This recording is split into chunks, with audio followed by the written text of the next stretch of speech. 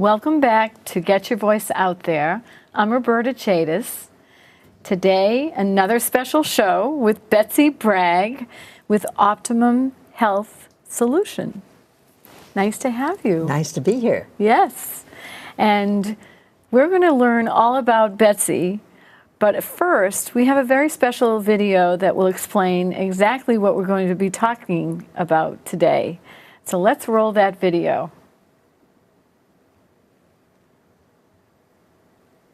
Eating.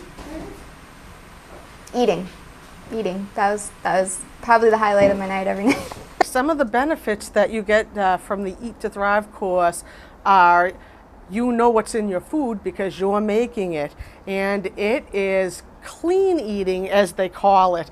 You know what's in there. There's no preservatives, there's no artificial sweeteners, everything is fresh. And I know it sounds scary to eat raw, but you know, start with the salad and just start adding things and follow the recipes. I really don't have any problem with it at all, and I think I can live like this now. I don't feel like I really need coffee anymore. The highlight of the Eat to Thrive course is the way you feel. Almost immediately, when you start eating the vegan lifestyle, you feel wonderful. The teacher has become my mentor, Betsy Bragg, and I absolutely love her. I don't know what I'd do without her. You're meeting amazing people who are like-minded and wanting to live a healthy lifestyle, eat an amazing diet, and you get a community with it.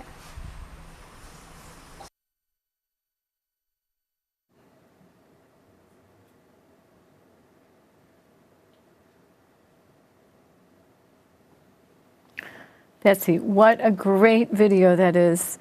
It just makes me want to sign up for that program right away. And the program is called Eat to Thrive. So why don't you tell our audience a little bit about you and how you came up with this wonderful program called Eat to Thrive. Well, I'm very fortunate to have been introduced to this program actually by my son. He's was always very interested in health, and I was an alcoholic since age 12, and finally in 1980 got off that, but then I went into sugar and quickly got to be 235 pounds, terribly arthritic, could hardly move. And he really his father had stomach cancer, and he had taken him to various health centers, but the best one of all that had the most effect was the Hippocrates Health Institute, which started in Boston over 50 years ago. Yes, I know. And right on the corner of Commonwealth and Exeter. And Anne Wigmore, who had been brought up in Lithuania with the background of an herbalist grandmother, and she learned everything from her grandmother, brought those to the United States and helped to cure herself of cancer and cure many other people, from learning how to sprout, as these sprouts here, and grow wheatgrass, and just through natural methods, because it's the oxygen and the nutrients and all in here and the chlorophyll that make people healthy. And she has helped a lot of people reverse their symptoms. And so my son wanted to do the same for me. So he sent me down to Hippocrates for 3 weeks, and it transformed my life. It was absolutely amazing. And I came back and wanted to do the same for others, to not only heal myself, but heal the world. So I got on a streak of wanting to do this in my retirement, and developed this course, 10-week course, which I love teaching because it surrounds myself with like-minded people who keep me on track. Absolutely. Now, I remember the first time I took a taste of wheatgrass juice. It was a little tough to swallow, but since then, I've actually liked it a lot. And I know you brought us a little drink today. What is this drink made out of? This is a wonderful drink that I make every morning. It has cucumbers, celery, and sunflower sprouts, and pea sprouts, and any other greens that happen to be in my refrigerator. And I usually add lemon juice and ginger to it too, because I like both of those. very Yeah, much. yeah. But it really nourishes your body. It lets your body rest. And it's good. All this green color is the chlorophyll. Is that what I'm drinking? Right. Yeah. It's very good for you. Very, very delicious too. Refreshing. And then in front of us, we have, I believe you said they were Sunflower sprouts. And you can buy them in the stores, but they're so expensive. This tray only costs 75 cents to grow. And I can actually just grab one? Yeah, and they're delicious. They're sweet, and you can have a whole salad with them, or you can make them into a drink. And children love them. Children just love to eat the various ones. Very good. We had it in the Boston Public Schools, and the children loved coming out of the classroom and taking a handful of this or of wheatgrass. So now I'd love for you to explain your program, how it works, those 10 weeks, and why it's a little bit controversial, why people are looking at the raw food as, maybe it's good, maybe it's not. What are the benefits of all of the things that you're doing in that class? Well, I never heard of it as controversial. It's what our grandparents always had was vegetables. It's not so much raw, but it's having natural foods and taking away the processed foods so that we don't have all the chemicals and the pesticides and things that have come up since World War II. Right. Before World War II, people ate primarily vegetables. And during the war, I'm of that generation, we didn't have any meat. It was rationed. So we didn't have any milk or butter because that was rationed, and we were much healthier. In Norway, during the war, all of their diseases went down. The cancer rate, everything else, almost down to zero. And after the war, people went back to having the processed foods and all of the rich foods of kings, as they said. The kings always got gout. And then they were sick again. So it's if people can stay away from the rich foods of the kings and eat the peasants' foods, they'll be much healthier. That's a good approach. Excellent approach, really. So you talk about living foods. I have this wonderful fact-filled piece of material here that I will read front to back.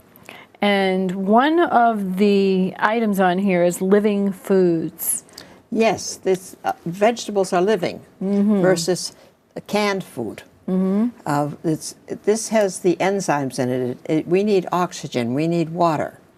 Our bodies are made up, and our brains are made up of 90% water. Right. And if we deprive it, then they're going to really get sick.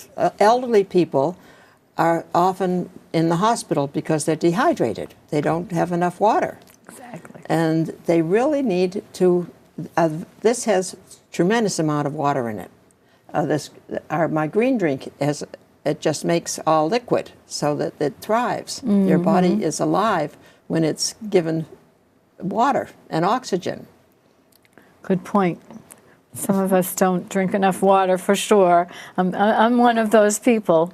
But after this show, I'll be drinking more water. Well, you need to take your weight, whatever it is. If you weigh 120 pounds, which we'd like to do. Yes, of course. I actually weigh 110.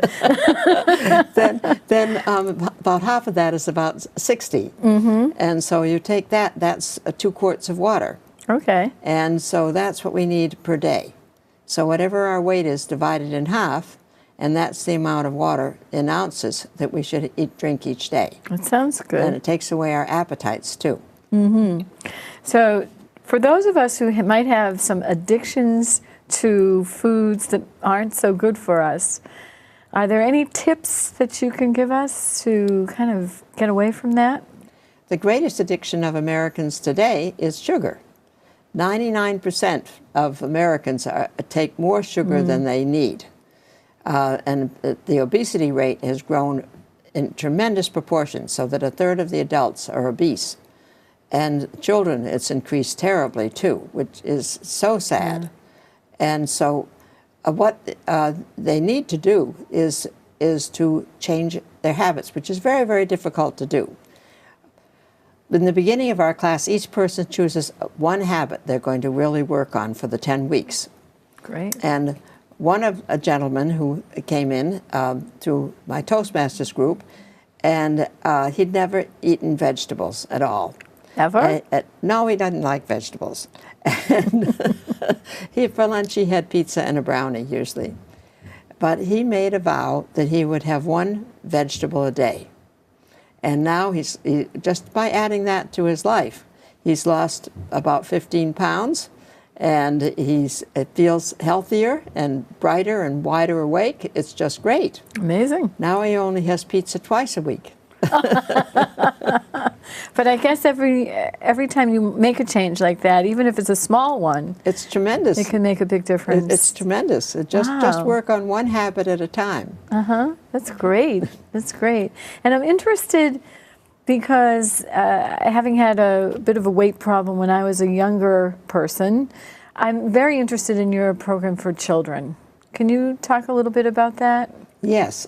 And I have a book here as well. Well, our mission is to prevent obesity, chronic disease, and malnutrition, especially in children, and through education and advocacy of healthy living. And so we started this in the Martin Luther King School in Boston when it was first reopened.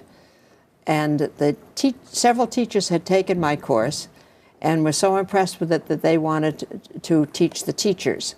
And Mayor Menino and Carol Johnson, superintendent of schools, who were there at the opening, embraced the program and said, this is going to be the model school that really promotes healthy children. And his grandchildren were going to the Boston Public Schools at the time. And so the teachers developed the curriculum for training the children so that they would grow wheatgrass in the classroom and sprouts in the classroom, and the children would prepare food, and we were gifted with a number of dehydrators from the company of Excalibur that wanted to make the children healthy too, so that they could make apple crisps or banana crisps in the classroom. And they did a blindfold test. One was one of the lesson plans with the junior high of finding out which tasted better, the potato chips that came from the corner convenience store, or the ones that were served in the cafeteria, or the ones they made in the dehydrator. And they liked the ones made in the dehydrator. Seriously? Yeah, absolutely. Wow. Yeah, they taste much better. Well, it's probably less oil, I would imagine. So you get the flavor more. Of the potato, right? yeah. Yeah. And it's best to make them with yams. With yams. And you can buy your own dehydrator, right? Or you can use the oven.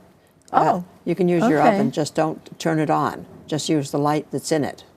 And put a little battery fan in it too. You can get battery-held fans. Really? And put it in your oven. And then you could just heat these things overnight, and you have, because anything over 115 degrees kills the enzymes. And you need the enzymes, your body needs it in order, you age quickly if you don't have enzymes. And that's why people are aging quicker now today. You find kids that look like grown-ups and they're only 10 or 12 years old. And they're missing the enzymes. Enzymes. Right. Wow. Well, they're aging quickly. That's one way to get people to eat their vegetables, isn't it? You'll look too old. Yeah, right. Really, really. I know I had written down enzymes on my list of things I wanted to ask about. So the next question I had, which was the program for children, what categorizes a child? What's that age group that you deal with? And tell us about some of the programs that you offer. Well, the children age, all the way up, but we ran a program for 5 to 12-year-olds. And after we also did it not only in the public schools, but we were in the public housing, because I'm especially interested in the inner city and the children there. And because in the public housing we were in Somerville, in Mystic Public Housing, the people are mostly immigrant. And when they come to the United States, they're healthy because they've been just on a vegetable diet. Yes. But then when you go to get food from the food pantries, it's all canned. There's no fresh because the food banks can't get the vegetables there quick enough to give people fresh vegetables. Unfortunately, you can give them potatoes and carrots because they last, but the greens, they won't. Food for Free is a marvelous organization, gives free food. We bring in cartons of food so the parents could pick it up and make the recipes at home. The kids love to make new recipes. And they love, we've been donated from Vitamix, wonderful blenders.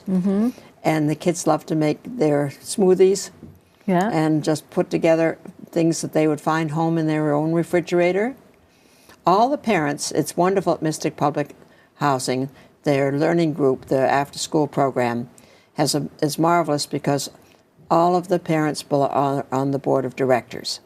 So they have to come to monthly meetings, otherwise their kids are out of the program. And they learn how to prepare all the food. And getting the parents involved and excited about helping their kids get healthy, and a lot of them are pre-diabetic. And over the time when we've had them, they've become not pre-diabetic. They get off, they change their lifestyle. Not only it's the food, but it's the exercise. They need to get up, they need to get out and run in the afternoon and get involved because they have to sit too still during the day. And so we get them exercising too. So it's a whole, really a program of balance between the food and the exercise. And mindfulness. And mindfulness and education, really. Right. To understand why are these sprouts so important and what is it doing for me? And I'd like you to kind of talk about how the parents can get more involved. How do you get them more involved with their children in this? Well, we're hoping, we're just starting out with a new venture to go to moms groups to talk to them. Because moms are very concerned, how do you get your kids to eat vegetables? And it's very hard if they're not going to model it. The parents have to model it. The parents have to be eating the vegetables. There you go. You need to clean out your cupboards of all the sugary foods and just have a list on the refrigerator door of the snacks they can have when they come home from schools and have healthy snacks. Have things out on your shelf when they come in. They can have carrot sticks and celery sticks. The kids love to have, it's called ants on a log, which is a celery with almond butter on it. We don't encourage peanut butter because peanuts are not a nut. They're a legume and they get moldy. And so they make unless you get the very expensive peanut butter or use the peanuts that they have for cocktail peanuts, they just take all the leftover stalks and the peanuts and everything that's moldy and make them into peanut butter, and they get people sick from the mold. But almond butter or any of the other nut butters are wonderful, and you just spread them on the celery stick and put little raisins along, which are the ants. And the kids love to see things. It's presentation that's so important. Yes. If they like foods that's separate, so if you make your lunch boxes, put avocado in one section, put hummus in another section, so that they like them separate for some reason. And they prepare it themselves, their lunch boxes, so they have a little bit of all these different things and take them along. And it's good to have examples. I think I would eat more healthy if I had recipes that were easy for me and were fun to eat, because good food, good healthy food can be just as wonderful as the not so healthy food. As a matter of fact, I'm sure it's better, right? Absolutely. In this recipe book, these are the children's favorite recipes over the last 8 years. And they love developing their own recipes. We tell them it's like stone soup, the old story of stone soup, where everybody adds a vegetable, and then they have a delicious soup. And so they decide what they're going to put into the recipe to make it. Their favorite ice cream is frozen bananas with almond butter mixed together in a blender, and it's my God, that sounds absolutely delicious. Yeah. They all like it better than the store-bought ice cream, which is now just made mostly of chemicals. You've made me decide to switch over to almond butter instead of peanut butter for sure. Good. Yeah, I forgot about the limitations to the peanut butter there. So, what is also important for us to remember about fasting? I read about that in some of your material. We talk about juice fasting because you don't want to eliminate, but you want to give your body a rest. It's very important not to eat between 3 hours before your last meal and when you go to bed. Because if your body wants to rest during the night, it needs to rest and not be gurgling around your stomach trying to digest what you've eaten. Those midnight snacks. Meat and proteins of the animal products take actually 7 days to digest completely, but they take 4 hours. Whereas if you have melon, that only takes 15 minutes.